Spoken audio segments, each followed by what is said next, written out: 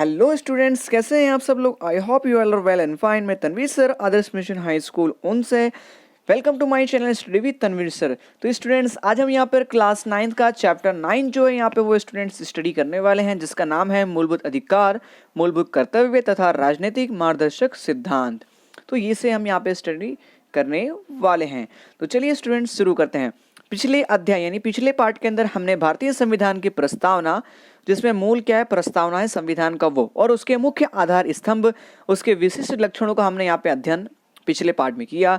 इस पार्ट के अंदर हम संविधान के विशेष महत्वपूर्ण लक्षण जैसे कि मूलभूत अधिकार यानी जो हमारे मूलभूत अधिकार कौन से हैं वो, और हमारे मूलभूत कर्तव्य और राजनीतिक मार्गदर्शक सिद्धांत के बारे में यहाँ पे विस्तृत जानकारी हम प्राप्त करने वाले हैं। तो चलिए स्टूडेंट शुरू करते हैं। यानी इस पार्ट के अंदर पूरा हम हमारे मूलभूत अधिकार यानी कौन कौन से हमारे मूलभूत अधिकार हैं वो, और हमारे मूलभूत कर्तव्य क्या हैं वो, और राजनीतिक मार्गदर्शक के सिद्धांत यहाँ पे हम स्टडी करने वाले हैं। तो पहला मानव अधिकार यानी ह्यूमन राइट्स।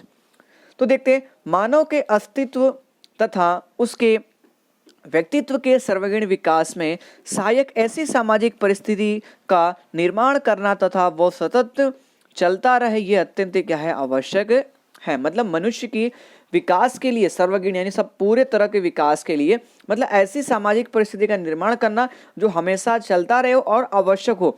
तो ऐसी संपूर्ण व्यक्ति का अधिकार मतलब उसे मतलब सामान्य रूप से उसे व्यक्ति का अधिकार जो है वो कहा जाता है। जैसे हम कहीं पे भी जा सकते हैं, अपने धर्म के हिसाब से अपने भगवान अल्लाह की पूजा कर सकते हैं, तो ये सब वगैरह। प्रत्येक लोकतंत्रात्मक देशों में उनके नागरिकों को अनेक मौलिक अधिकार जो है वो प्रदान किए गए हैं। इन सभी अधिकारों का उपभोग नागरिक बिना किसी भेदभाव के कर सके, और इसके लिए अधिकारों की सुरक्षा का आश्वासन दिया गया है तथा समाज और राष्ट्र द्वारा उसे स्वीकार भी किया गया है। व्यक्ति को मनुष्य के रूप में जन्म के साथ अनेक मूलभूत अधिकार जो होते हैं वो प्राप्त हो जाते हैं। यानी जैसे ही मनुष्य जो है वो माँ की कोख से जन्म लेता है, वैसे ही उसको सारे मूलभूत अधिकार जो है उसे प्राप्त हो जाते हैं।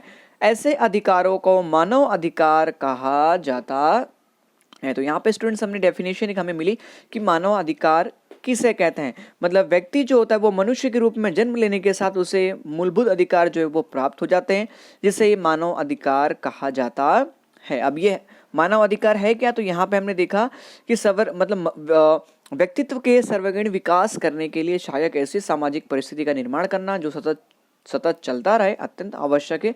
ये व्यक्ति का अधिकार कहलाता है।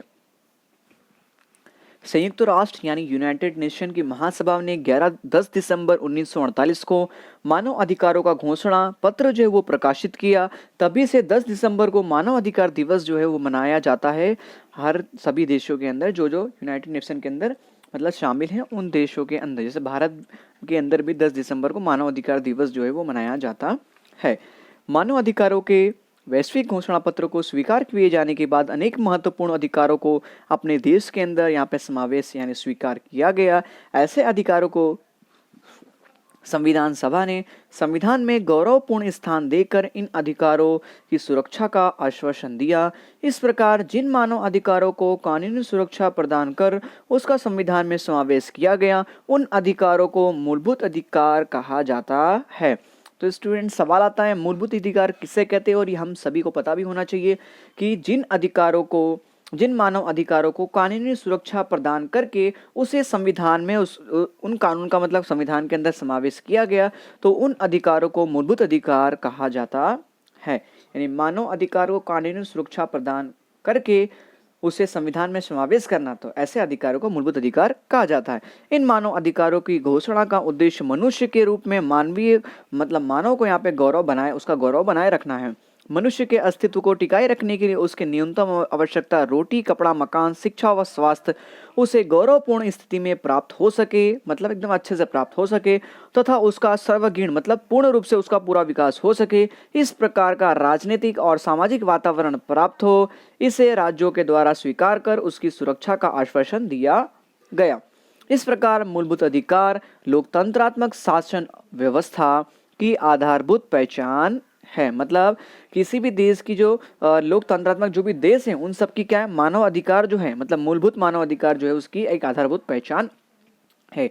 अगला टॉपिक हम देखने वाले मूलभूत अधिकार यानी फंडामेंटल राइट्स।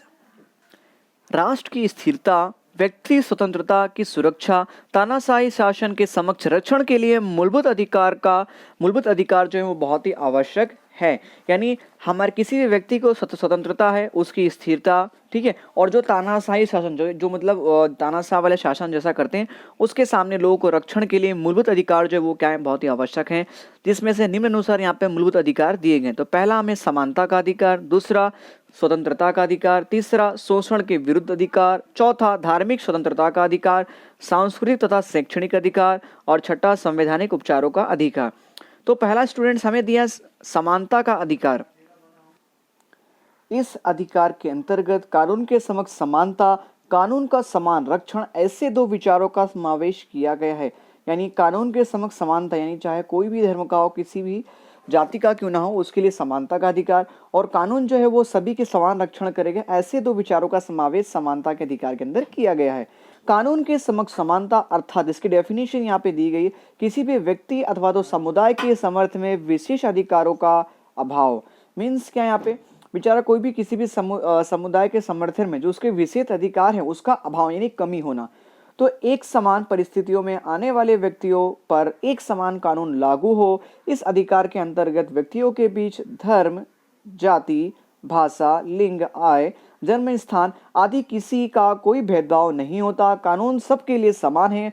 प्रधानमंत्री से लेकर चपरासी तक किसी भी व्यक्ति को कानून का उल्लंघन किया हो तो सामान्य नागरिक की तरह वो जिम्मेदार होगा, उसका गुनहगार होगा तथा सामान्य न्यायालय के फैसले के अधीन होगा। मतलब न्यायालय जो फैसला लेगी उसके अधीन होगा। जबकि राष्ट्रपति और राज्यपाल को कुछ विशेष अधिकार दिए गए हैं, क्योंकि हमने पढ़ा है कि राष्ट्रपति जो होता है वो क्या होता है हमारे देश का, यानी पहली नागरिकता उसे मिलती है, ठीक है, तो मतलब प्रथम नागरिक होता है। आगे देखते हैं यहाँ पे कानून का समान रक्षण का अर्थ। यहाँ पे दूसरे दो विचार, तो सेकंड विचार यहाँ पे उसकी डेफिनेशन दी गई है कि समान परिस्थितियों में कानून का व्यवहार समान होना चाहिए। मतलब किसी भी परिस्थिति हो, दोनों मान लीजिए दोनों अगर कोई केस आया है कोर्ट के अंदर, तो दोनों के लिए यहाँ पे जो व्यवहार जो होगा वो दोनों के लिए क्या होगा, कानून जो वो समान व्यवहार करेगा। राज्य किसी भी व्यक्ति अथवा तो समुदाय को अलग रखकर उसके प्रति भेदभाव करने के लिए कानून का निर्माण नहीं कर सकता है। प्रत्येक कानून सभी लोगों के लिए समान रूप से लागू होने चाहिए। किसी भी नागरिक को दुकान, रेस्टोरेंट, होटल, सार्वजनिक मनोरंजन के स्थानों पर प्रवेश प्राप्त करना, सार्वजनिक स्थानों का उपयोग करना, रास्तों, तालाबों एवं कुएं आदि का उपयोग के संदर्भ में एक समान अवसर प्रदान किया गया है। लिंग के आधार पर स्त्रियों तथा बालकों के बीच कोई विशेष कानूनी व्यवस्था को भेदभाव नहीं माना जाएगा। उसी प्रकार समाज के अनुसूचित जाति, अनुसूचित जनजाति, सामाजिक, शैक्षणिक रूप से जो पिछड़े जो वर्ग के विकास के लिए राज्यों को विशेष व्यवस्था करने से नहीं रोका जा सकता है। यानी जो लोग पिछड़े जाति के जो लोग हैं, जो आज़ादी के समय जो मतलब उनका अपना हक नहीं ले पाए हैं, ठीक है, जो भेदभाव होता है जैसे दलित वगैरह हो गया, तो उन सब के लिए विशेष योगदान दिया गया है। जैसे कि आप सभी स्टूडेंट्स ने भी देखा होगा कि जो ST SC जो होते हैं उनको अगर आपको सरकारी स्कूल में एडमिशन लेना है तो उनके लिए कुछ परसेंटेज क्या होते हैं, कम होते हैं। मान लीजिए अगर आप जनरल में है तो आपको 80 लाना होगा, जबकि जो SC और ST वाला जो होगा उसको 65% में भी उसका एडमिशन गवर्नमेंट में हो जाएगा।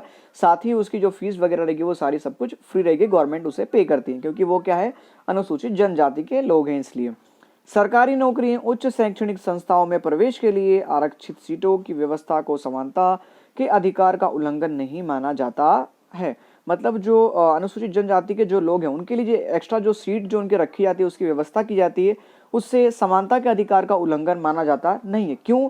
क्योंकि वो जो होते हैं वो अनुसूचित जनजाति के लोग होते हैं, उनकी जाति को विशेष योगदान दिया गया है, इसलिए उसे उसका उल्लंघन माना जाता नहीं है।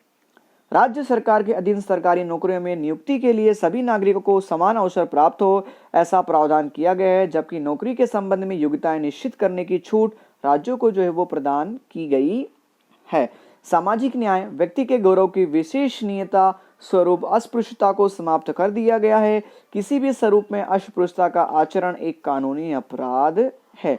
मतलब किसी भी स्वरूप के अंदर अस्पृश्यता का आचरण जो है वो एक कानूनी अपराध माना जाता है और है भी।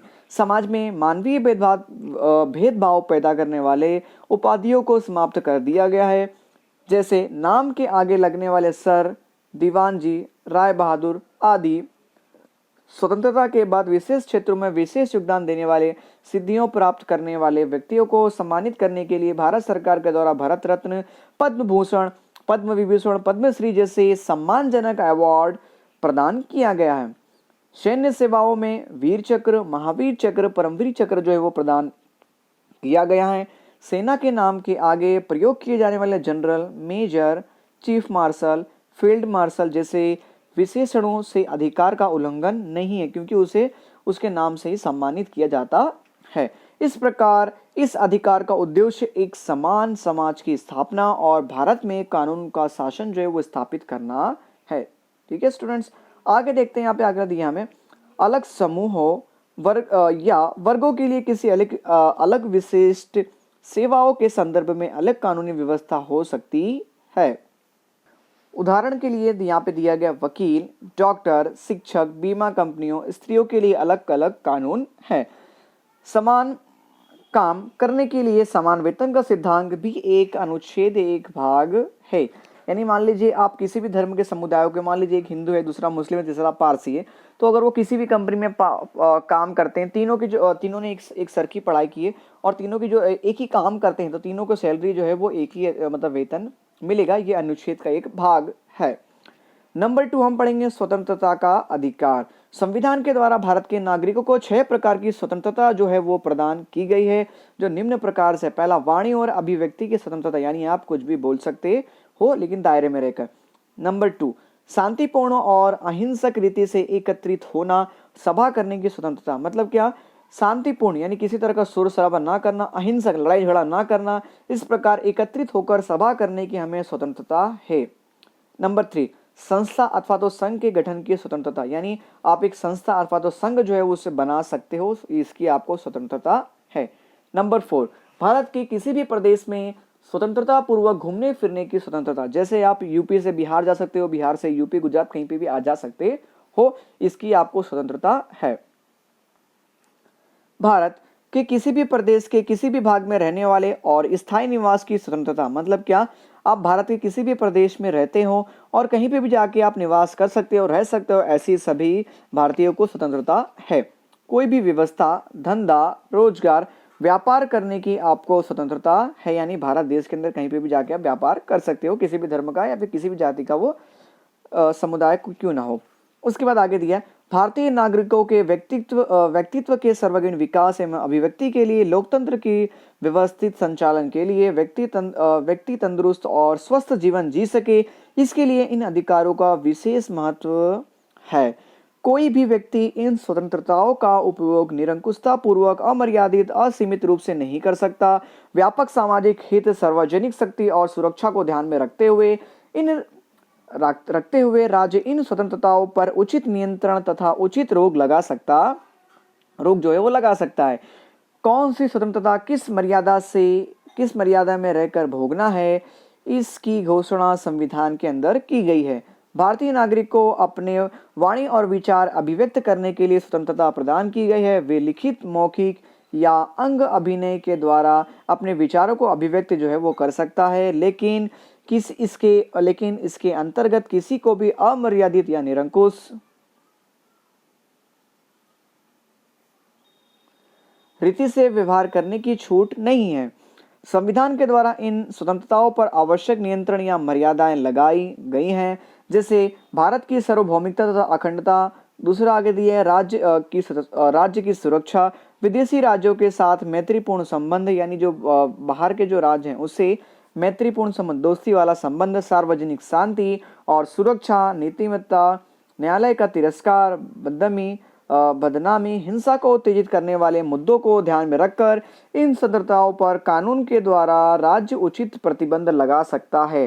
राज्य के द्वारा लगाए गए प्रतिबंध उचित है या नहीं, यह निश्चित करने के लिए सत्ता न्यायतंत्र को दी गई है। न्यायतंत्र जो है वो इसका फैसला करता है कि ये जो लगाया गया है कानून, इस पे मुद्दा ये सही है नहीं है। अखबारी स्वतंत्रता के अंतर्गत विचारों, अभिप्रायों के द्वारा सार्वजनिक हित को अग्रसर यानी आगे करने का उद्देश्य यहाँ पे है, लेकिन इन स्वतंत्रता का अलग उल्लेख नहीं किया गया है। अभिव्यक्ति की स्वतंत्रता में उसका समावेश हो जाता है। हाल में 2009 में हुए संवैधानिक सुधार के अनुसार 6 से 14 वर्ष तक की उम्र के सभी बालकों के लिए मुफ्त एवं अनिवार्य प्राथमिक शिक्षण प्राप्त करना उनका मूलभूत अधिकार है। अगर अपराध के समय एक व्यक्ति के द्वारा किया गया कृत्य अपराध नहीं माना जाता है तो उसके लिए कोई सजा नहीं दी जा सकती है। यानी अपराध के समय एक व्यक्ति के द्वारा किया गया जो कृत्य अपराध अगर नहीं माना जाता है तो उसके लिए उसे सजा नहीं दी जा सकती। उसी प्रकार किसी अपराध के लिए निर्धारित सजा से अधिक सजा या एक व्यक्ति को एक गुनाह के लिए एक से अधिक बार सजा नहीं दी जा सकती। यानी इंसान एक ही गुनाह करता है तो उसे बार बार सजा नहीं दी जा सकती। कानून के द्वारा स्थापित व्यवस्था के अनुसार किसी भी व्यक्ति को उसके जीवन व्यक्तिगत स्वतंत्रता से वंचित नहीं किया जा सकता। गिरफ्तार के किए गए व्यक्ति को उसकी गिरफ्तारी का कारण बताए बिना उसे हिरासत में नहीं लिया जा सकता। ये हमारे समानता का मतलब स्वतंत्रता का अधिकार है। यानी कोई भी पुलिस वाला आपको गिरफ्तार करता बिना किसी वारंट के आपको गिरफ्तार नहीं कर सकता। ठीक है, कर सकता है तो उसके अंडर में वो बताएंगे, वो आपको कानून के इसके अंडर में वो कर सकते हैं। ऐसे व्यक्ति को अपने बचाव के लिए वकील की सलाह लेना, बचाव के लिए अपना पक्ष प्रस्तुत करने का अधिकार है। गिरफ्तार किए गए तथा हिरासत में रखे गए प्रत्येक व्यक्ति को उसके गिरफ्तारी के 24 घंटे के अंदर सबसे नजदीक के मजिस्ट्रेट के समक्ष जो होता है सामने यानी प्रस्तुत करना अनिवार्य है। यानी पुलिस के द्वारा मजिस्ट्रेट की अनुमति के बिना किसी भी व्यक्ति को पुलिस हिरासत में नहीं रखा जा सकता है। प्रतिबंधित गिरफ्तारी कानून के अंतर्गत अगर किसी व्यक्ति को गिरफ्तारी की गई हो तो उस व्यक्ति पर उपयुक्त व्यवस्था लागू नहीं पड़ती। अब यहाँ पे एक टॉपिक बताया गया प्रतिबंधित गिरफ्तारी यानी नजरबंदी। जैसा कि एक साल से जो जैसे हमारे इंडिया के अंदर जम्मू कश्मीर के जो नेता जो लोग थे वहाँ पे उनको नजरबंद किया गया था। क्यों? उनको ऐसा लगा, भारत सरकार को ऐसा लगा कि मतलब जो नेता जो है वो पब्लिक को भड़का सकते हैं और मतलब दंगा करवा सकते हैं, इसलिए उन्हें नजरबंद रखा गया। ये गवर्नमेंट को अधिकार होता है। राज्य को अगर ऐसा लगता है कि किसी व्यक्ति के द्वारा कोई अपराध या प्रवृत्ति किए जाने की संभावना हो तो प्रतिबंध यानी नजरबंदी गिरफ्तारी कानून के द्वारा उसकी गिरफ्तारी की जा सकती है। इस कानून का उद्देश्य नजरबंद किए गए व्यक्ति को उसके कार्य के बदले सजा देना नहीं बल्कि राज्य समाज या किसी व्यक्ति के विरुद्ध आपराधिक कृत्य यानी कृत्य मतलब यहाँ पे कार्य करने से रोकना है।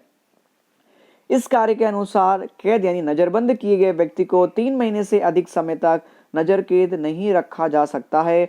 उच्च न्यायालय के न्यायाधीशों के सलाहकार बोर्ड के अभिप्राय के आधार पर गिरफ्तारी के आदेश संबंधी आदेश को रद्द किया जा सकता है। किसी संदेहास्पद व्यक्ति को कितने समय तक नजर कैद रखा जाएगा इसका निर्णय राज्य सरकार जो है वो कर सकती है। 3 महीने से ज्यादा भी रख सकती है, जैसा कि जम्मू कश्मीर में हुआ था जिनको 1.5 साल तक नजरबंद रखा गया था। अभी कुछ ही दिन पहले वो लोग क्या नजरबंद से छूटे हैं। नंबर 3 हमारा आता है यहाँ पे शोषण के विरुद्ध अधिकार। यानी कोई आपका शोषण कर रहा है, आपका अपमान कर रहा है तो उसके विरुद्ध आपके पास अधिकार है। किसी भी व्यक्ति के द्वारा किसी दूसरे व्यक्ति का उसका शोषण ना हो, ऐसे शोषण विहीन समाज स्थापना का उद्देश्य संविधान में शामिल किया गया है, जो इस अधिकार के द्वारा सिद्ध हुआ है। मानव का व्यापार, बेगार तथा प्रथा जैसी यहाँ पे बातें हमें जो दी गई है वो, और बलपूर्वक करवाई जाने वाली मजदूरों को कानून के द्वारा प्रतिबंध किया गया है। यानी मनुष्य के द्वारा व्यापार, जो बेगर है वो, और गुलामी, और जो बलपूर्वक यानी धमकी पूर्वक ताकत पूर्वक जो मजदूर के द्वारा जो कानून काम कराया जाता है तो उसका कानून का प्रतिबंध यहाँ पे किया गया है। इन व्यवस्थाओं का उल्लंघन एक कानूनी अपराध है। इस अधिकार का उद्देश्य बाल को, स्त्रियों का व्यापार, जबरदस्ती करवाई जाने वाली मजदूरी, इच्छा के विरुद्ध कार्य करवाना, बिना वेतन दिए कोई कार्य करने की प्रथा का अंत लाना, मतलब यहाँ पे अंत लाना है। किसी भी व्यक्ति से बिना वेतन चुकाए अथवा न्यूनतम वेतन से कम वेतन लेना, जबरदस्ती या फिर बधुआ मजदूरी के रूप में कार्य करवाना एक कानूनी अपराध है। मतलब क्या कि अगर किसी को हमने, जैसे मान लीजिए हमने कड़िया वाला आदमी लेके रहा तो उसको जो उसका रेट है उसको हिसाब से हमें पैसा हमें देना होगा। तो यहाँ पे दूसरा पॉइंट दिया, उसे उसकी पगार से कम देना। मान लीजिए एक दिन का उसको 700 रुपये होता है कड़िया का, तो उससे आप 400 रुपये दें तो ये उसका मतलब क्या होगा, हनन होगा। उसके बाद जबरदस्ती उससे काम करवाना अथवा तो बॉन्ड के थ्रू, ठीक है। तो ये सब क्या है, शोषण के विरुद्ध अधिकार है। इसलिए जब भी हम कंपनी में जाते हैं तो कंपनी वाले हमसे क्या करते हैं, 5 साल का बॉन्ड जो है वो उस पर साइन करवा लेते हैं। तो लेकिन फिर वो इसके शोषण के अधीन अधिकार नहीं आएगा। हाँ, अगर वो कोई कंपनी वाला आपसे ज़्यादा काम करवाता है तो वो शोषण के विरुद्ध आपके पास अधिकार है। 14 वर्ष से कम उम्र के किसी बालक को कारखाने, खानों अथवा जोखिमपूर्ण व्यवस्था में निर्णय कार्य, गैरेज, होटल, लारी गल्ला या घरेलू नौकर के रूप में किसी भी काम पर नहीं रखा जा सकता। बाल मजदूरी उन्मूलन कानून के अंतर्गत इसे अपराध घोषित किया गया है। इसलिए आपने देखा होगा कि बहुत सारे जो बच्चे जो काम करते हैं, अगर पुलिस वाले उन्हें देख लेते तो क्या करते हैं, जो भी सीट होगा, जिस सीट में रखा होगा उसे कुछ महीनों की जेल और कुछ उसे हर्जाना भरना पड़ सकता है।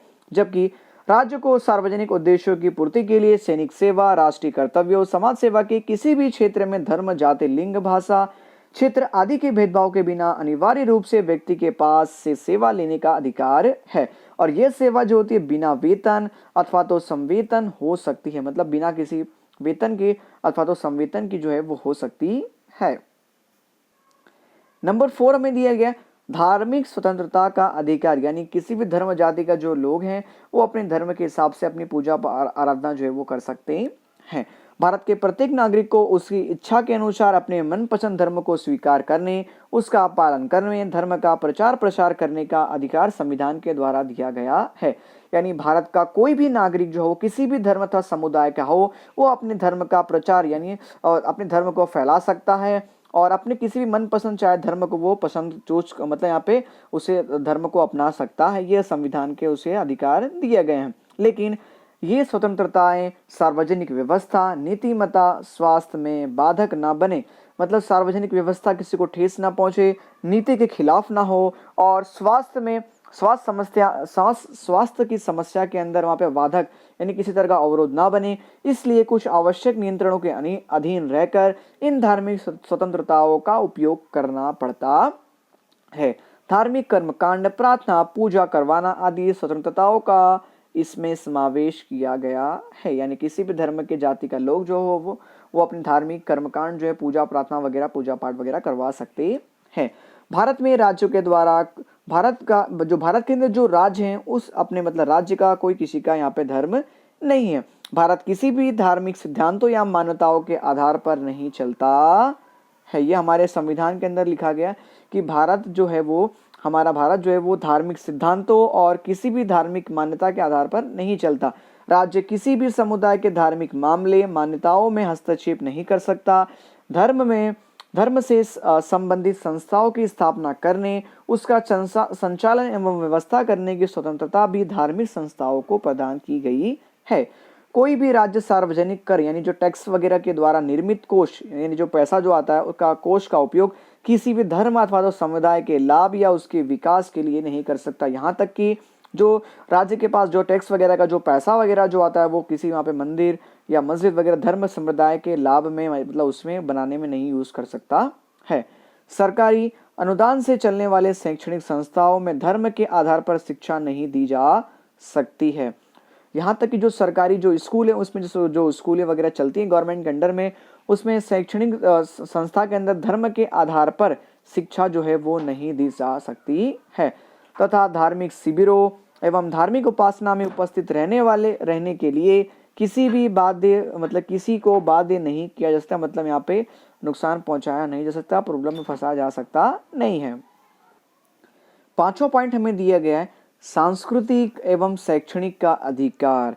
भारत में विविध धर्मों, विविध संस्कृति तथा भाषा बोलने वाले लोग निवास करते यानी रहते हैं। भारत के अलग अलग प्रदेशों में रहने वाले लोगों को अपने विशिष्ट भाषा, लिपि यानी उनके लिखने की जो लैंग्वेज है वो, सांस्कृतिक मूल्यों तथा उनके आधार पर रचित वर्ग समूहों को सुरक्षित रखने का अधिकार प्रदान किया गया है। यानी प्रत्येक राज्य को उसके धर्म के आधार पर राज्य की सहायता अनुदान से चलने वाली शैक्षणिक संस्था में धर्म, जाति, भाषा, लिंग, जन्म स्थान आदि कारणों से किसी नागरिक को प्रवेश देने से इनकार नहीं किया जा सकता है। यानी राज्य की सहायता से, अनुदान से यानी पैसे से जो चलती संस्था है, चाहे वो धर्म हो, जाति हो, भाषा, लिंग स्थान, किसी भी तरह का मतलब कुछ भी हो, तो वहाँ पे कोई भी नागरिक वहाँ पे प्रवेश देने का इनकार जो है उसे नहीं किया जा सकता है, क्योंकि वो गवर्नमेंट के अनुदान से चलती है इस वजह से। तो ये संविधान का अधिकार है उसका।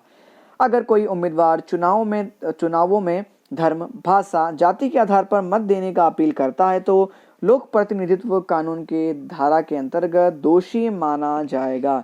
यानी अब अगर चुनावों के प्रचार करते समय किसी भी धर्म, जाति, भाषा के आधार पर अगर कोई मत मांगता है तो उस पे आप लोक प्रतिनिधित्व, ये ध्यान रखना आपको, लोक प्रतिनिधित्व कानून के अंतर्गत वो इंसान जो है वो दोषी यानी दंड का हकदार बनेगा। कोई भी राज्य कानून का निर्माण करके नागरिकों या उसके किसी भाग पर किसी भी संस्कृति या भाषा के आधार पर निर्धारित अल्पसंख्यकों को अपनी पसंदगी की शैक्षणिक संस्था के स्थापना तथा उसके व्यवस्थापन का अधिकार देता है। यानी कोई भी राज्य जो है उसके वहाँ पे जो नागरिक जो रहते हैं उनकी सांस्कृतिक तथा भाषा के आधार पर अगर वो अल्पसंख्यक हैं तो उनकी पसंदगी के आधार पर शैक्षणिक संस्था की स्थापना का अधिकार जो है अथवा तो व्यवस्थापन का अधिकार जो है उस राज्य को देता है। अल्पसंख्यक वर्ग की संस्था को राज्य की तरफ से मिलने वाली शैक्षणिक सहायता